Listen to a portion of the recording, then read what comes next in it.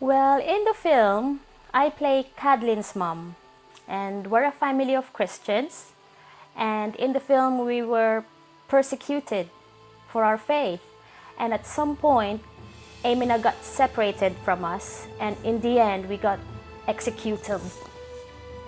Okay, I play the part of Will Tennant. He's one of kind of the main ones.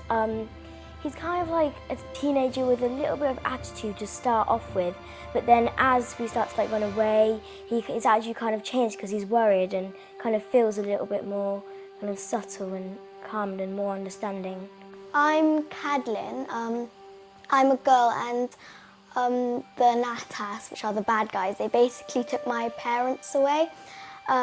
And then I basically meet these two people who are brothers, Tim and Will, and then we end up going on the run with them. Yeah, as being this character I'm playing, Martha, who is very ill and dies, and then she's resurrected as well, which is probably the surprise of the film. It's a portrayal of God doing miracles and things that are completely unexpected.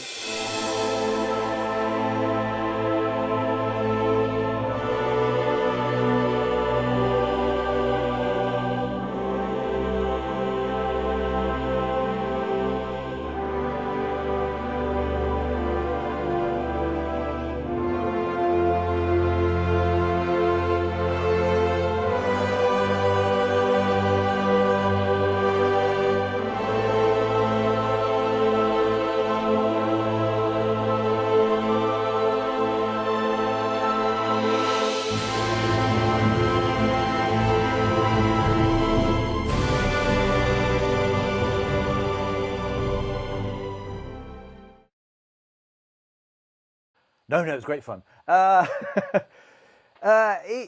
This baddie is a pretty bad baddie. As you know, Jude, the character, is the main torturer. He does some pretty nasty things to nice people. So I would say it's quite easy to do bad things, but to get into the mind of thinking I'm going to seriously hurt someone is not that easy. One has to really put a little tunnel in your mind to really say I've got to do things which would make a normal person feel very uncomfortable. And I'm so focused on a goal that I'm willing to physically damage and psychologically damage and separate families and kill. So yeah, one has to think about it and block out certain things. It was very interesting to do. Had a lot of help with the cast. Everybody, it's good when the rest of the cast are all acting scared, and some of the makeup helps tremendously. When you see some of the blood spatter we put on people, that kind of gets you into it. Well, I guess the concept came about 3 years ago. It was the summer. We were on a walk as a family in the Chiltern Hills, which is one of the locations that we used. But yeah, we were just, me and my dad and I were sort of talking about possible concepts for a film, because I was still already making short films. But we were just talking about concepts, and for some reason this came up, as like the concept of persecution and all that stuff. Okay, so Samuel did he did all of the scripting. So I didn't do any of that. I just helped with the planning and helping with the casting, for example. And at the beginning, like 2 years ago, we had sort of monthly Sunday meetings where we sort of got together. We read through the script and we discussed, how we're going to do this and stuff. So it was mainly that. And because I was away for most of the production last summer because I went to Canada, didn't really get to do that much, but I'm helping now with the editing. Well, should be with the editing and just getting ready for the premiere. I've also helped with publicity, so just been constantly Facebooking everybody and passing around the YouTube videos of the trailer. So that's been going quite well. But it's just sort of being there to support and encourage, I think, the cast members and also Samuel.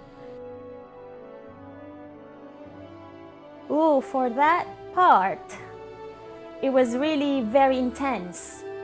And Steve was really into it. And we just had to like, wow, the feeling in that room was so intense. And with the blood and the pain, you can now almost feel it.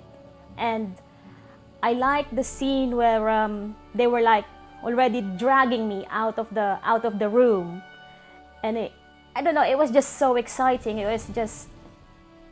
was fun doing it, but at the same time, it was so full on. I just can't explain it. It was really fun.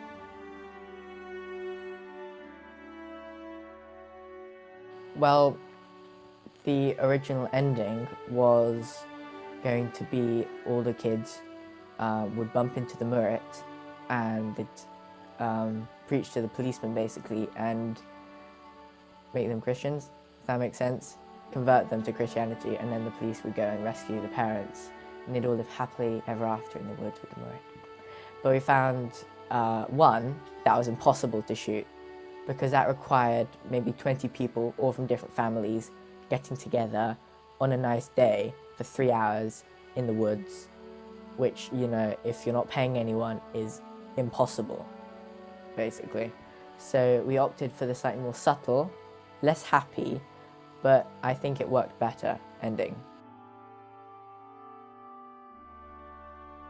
Not really, because you just end up laughing sometimes and just having a good time, so it doesn't feel as bad or as difficult. So yeah, it's okay.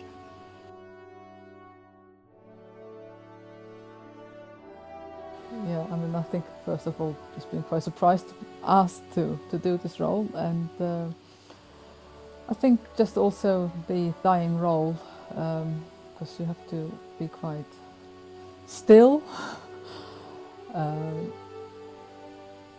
Yeah, it's, I don't know how to describe it, but yeah, it was a challenge to actually just do the acting really, because there's no training whatsoever and never having done it before, so. Oh, okay. So when I was there, we had good days, we had bad days. So some days everybody would concentrate and it was just fine. But you have those days when everybody was just so tired. And okay, they make perfect bloopers, like it was just hilarious. We would get things wrong, but it was quite tiring as well. Like we would be out all day. Oh, sorry. We would be out all day and get quite frustrated. But I think, you know, we had to motivate ourselves and be like, you know, keep going. And also the cast, because if they're not motivated, it shows on the camera. You could tell that they don't really want to do it. So I think we had those days. We had really good days when it was fine and the scenes were amazing, and we had those, you know, we had both. It's like with every film, you've got your ups and downs. But I've enjoyed it, I think. Like looking back, you sort of pick up the good stuff, I think, and just forget the bad, if that makes sense.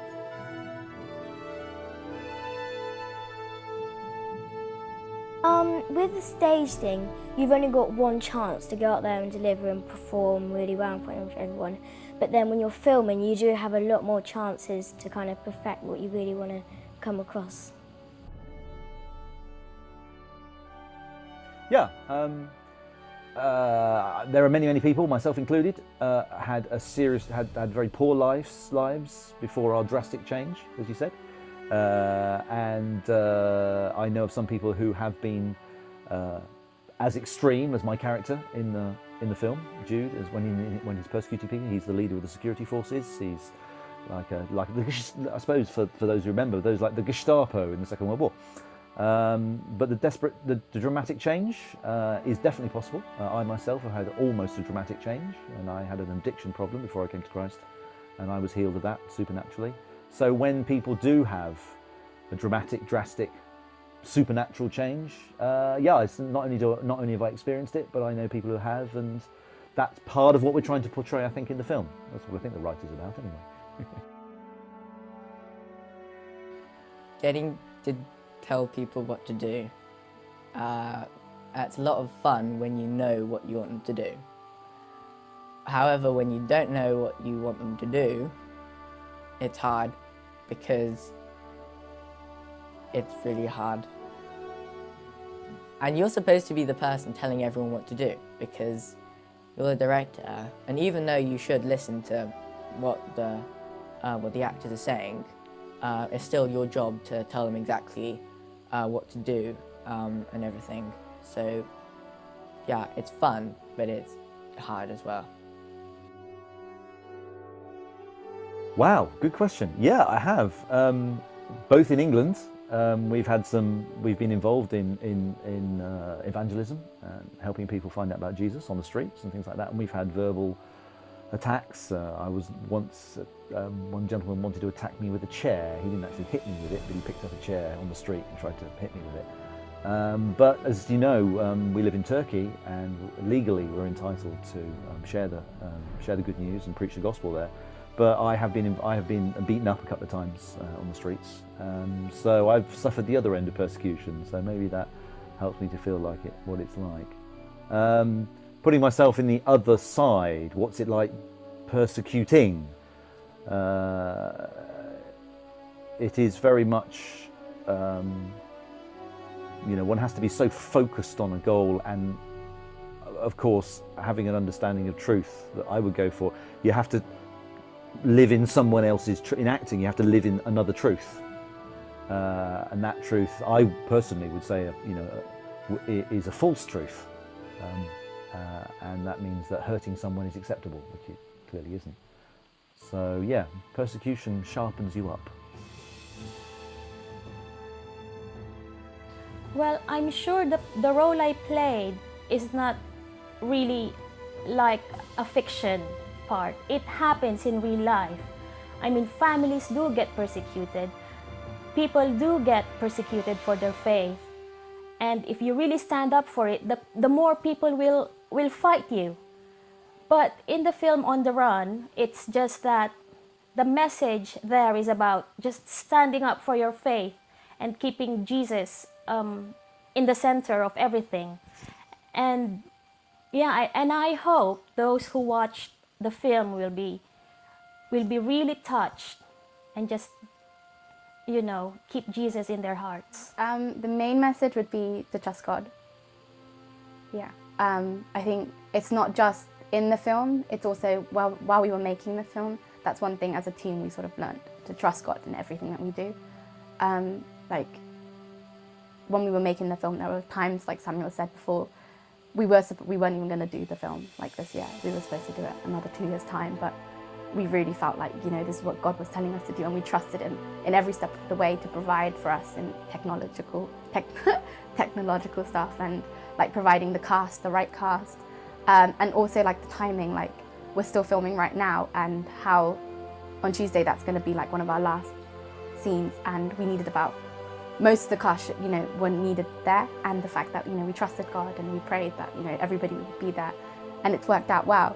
And even in the film itself, like the Christians who are being persecuted, like the parents, they had to trust God that their kids would be safe and that they would be okay. And even the kids itself, when they were going through the woods, in this adventure, it's such a big thing to do, running away, and so they had to trust God. And I think that's the big message, to trust Him.